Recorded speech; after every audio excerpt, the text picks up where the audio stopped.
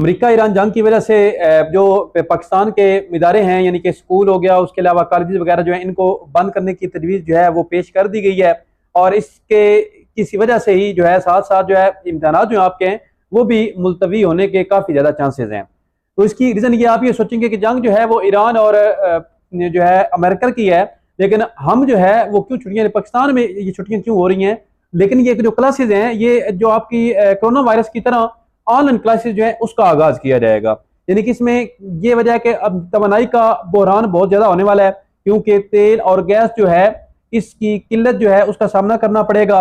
और इसकी वजह से काफी ज्यादा चीजें जो हैं उसको हमने क्या करना है कि वो जो हमारा वजीर तवानाई है उसने तजवीज़ पेश की है कि जो अखराजात हैं, यानी कि ऑयल के या गैस के जहाँ पर ज्यादा अखराजात होते हैं उनको कम किया जा सके, जिसकी वजह से हम ज्यादा से ज्यादा जो टाइम है वो उससे गुजार सकें। क्योंकि जो बिजली वगैरह है वो भी तेल वगैरह से ही बनती है।